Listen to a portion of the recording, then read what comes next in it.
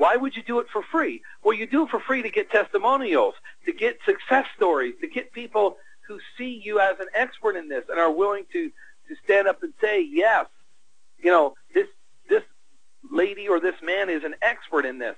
So start impacting people in a positive way. So I started out, this is the first ad that started it all about 5 years ago or so.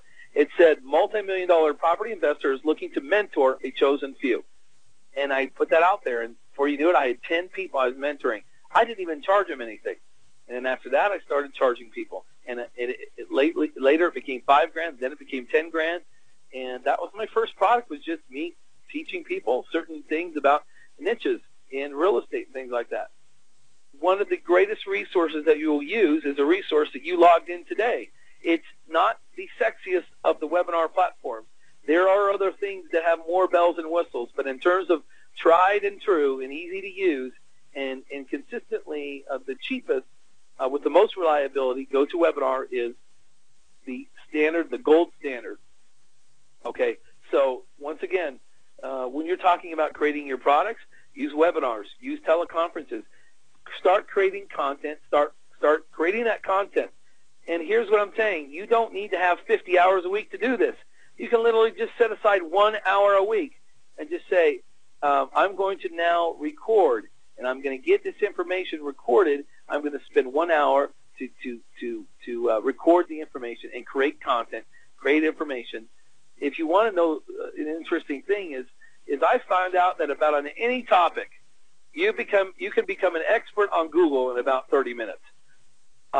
I'm not going to tell you that I do a lot of that because I do have the knowledge and expertise in the niche that I'm at, but I know a lot of people who literally know nothing about certain niches, and they do 30 minutes of research on Google, and they've got a 25-page manifesto on the topic. Guys, isn't that interesting, the time that we live in? You know how much time this would have taken to do 20 years ago? I mean, this is a rapid pace, instant society. You can move and you can launch new niches. It does not take a lot of time. And it doesn't really even take knowledge from yourself, because there's plenty of websites out there that have all the knowledge. So you just record the information, you replay the information, you put it in the back office where people can download. This does not require experience. And when I say experience, I mean experience in the niche. You don't have to be the biggest expert. I can tell you right now, there are so many websites out there where the people who own the websites or people who run the websites, they have no idea how, they're not niche experts. They're aggregators of information. You follow what I'm saying? There's no big expenses. You can be a reporter or you can be an expert. I like to explain this with the TV news. You can either, the TV newsmen, for example, they're out reporting on Hurricane Katrina or whatever, and they're out there in the wind, and they're not an expert.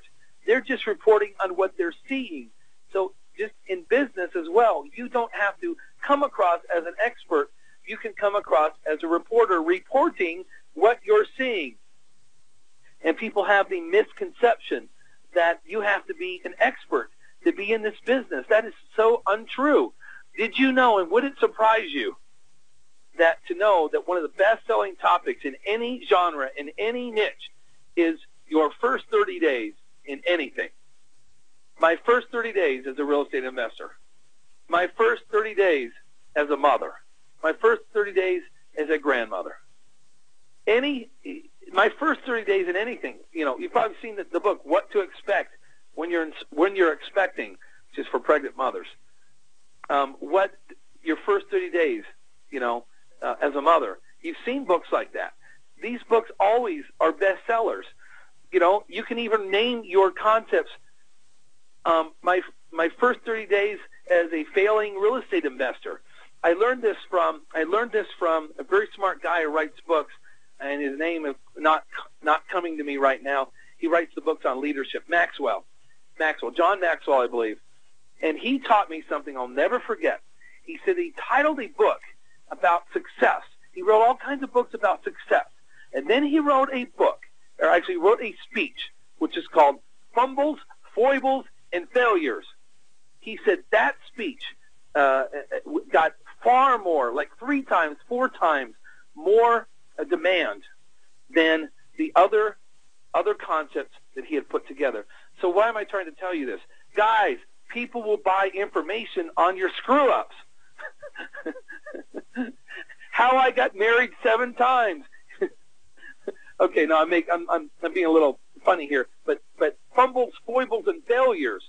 So what I'm trying to say to you is everything that is out there can be marketable with the right plan. It can be making money, but it can be other things. Okay, as marketers or as people who are working out there, you can license, you can resell, you can create your own products and services. You can be an affiliate for others. So the first step is to get some things defined about what you're doing and what is your focus, what is your niches, how are you going to go to market with those niches, what's that look like, and that's where I can come into huge value because I can tell you, okay, here's the different ways you're going to want to do this. And you're looking to make a strategy to do this and go with this and make money over a period of time. This is a decision. This is a strategic decision that you want to go down this path. And that's what I tell people is, look, you're making a strategic decision. Do you think it's worth having the ability to leverage the internet? Do you think it's worth to have a turnkey system set up so you can work with other people? And so that's what I tell people. This is a strategic direction. Either you're choosing to embrace it or you're choosing to ignore it.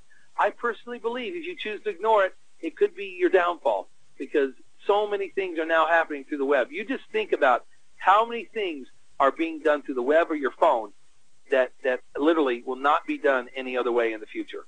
And so once you've got your niche and you're ready with your niche and your strategy, now you've got to build out the promotional tools. You've got to put the pieces in place that will allow people to work with you. It seems overwhelming from this list, but it's not. It's step by step. It's checklist kind of stuff. It's stuff that you have to just do piece by piece. You get one piece done, you go to the next piece. You get another piece, you go to the next piece. This can take 2 days or it can take 2 months, or it can take longer than that. But the reality is that you've got to have a product page. One web address to take a look at is 3dcovers.com, and they make some incredible products. I'm not talking about you taking a picture at home with your Polaroid camera. I'm talking about professional-looking, eye-catching, eye-popping kind of graphics and covers and things like that. A squeeze page, so they can actually download information from you and actually sign up to get more information from you based on their interests. Creating a brand or a logo. I use a site called LogoJeez, LogoJeez.com. It's been good for me. I've done many logos through them. Sales pages. You've got to have a place that tells them what you're offering and how they can buy it. You've got to have order pages if you're doing webinars, teleseminars, payment options. You want to have different types of payment options, sales presentations, bonuses. Now, this is where it gets interesting, where I'm going to be able to help you out a lot. And what people do not always realize is that many people will buy your product for the bonuses that it offers. Your goal is to create an irresistible offer. You're always looking about how you can make your offer more irresistible, how it can become more lucrative for people to get involved in it. You want your offer to be a no-brainer. I truly believe that what I'm even offering you today is a no-brainer. You could not get the information I'm going to be sharing with you in any place, especially where you're going to be getting support and training and help from someone that's actually done it and is doing it right now. And I'm launching some big things, and some of the things are so new that not even my area directors know about them yet. And so, guys, it's all about creating that irresistible offer. I'll give you an example. My friend Aliello.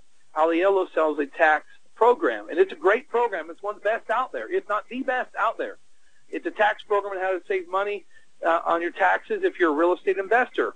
However, at the end of his program, he has a bonus. Well, the bonus is you can fax in your previous year's 3 years tax returns. He will have a CPA firm review those tax returns and get you a written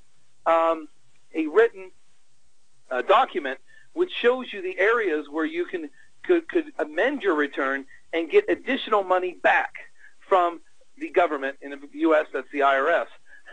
But the point behind that is many, many people buy his product for the bonus because they know after they've seen his presentation that there are some things over the last 3 years' tax returns that could probably put an extra $500 or $1,000 or $5,000 or $10,000 or $30,000 in their pocket from that one bonus.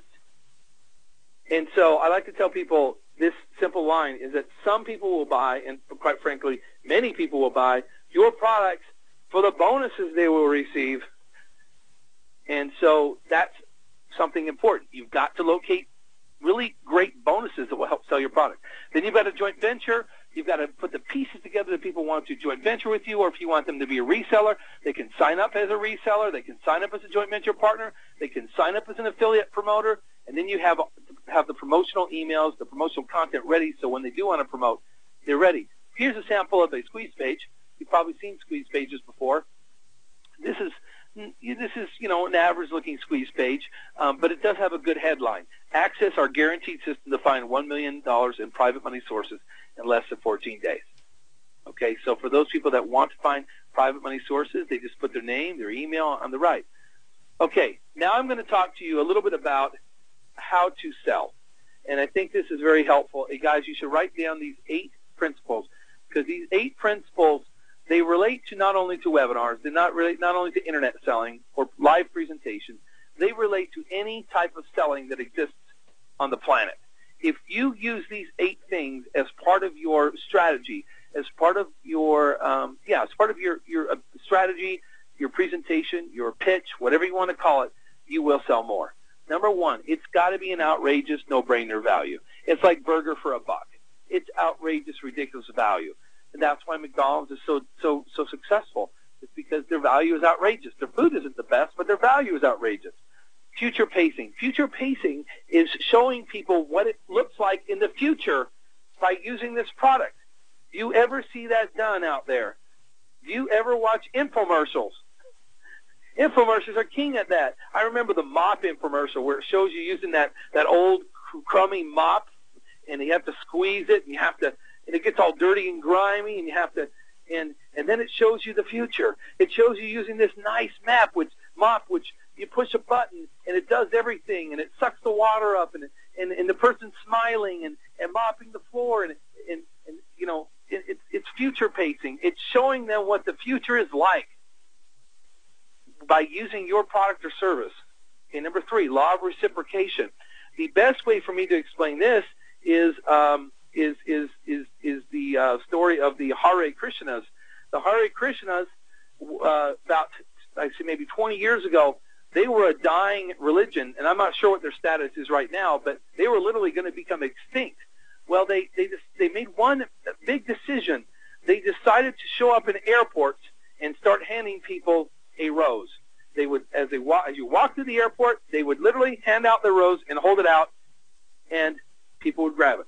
Well, their membership and their interest level started to swoon, and they actually started to gain a lot of new converts, a lot of new people in their religion. I am not Hare Krishna. I don't know anything about the religion.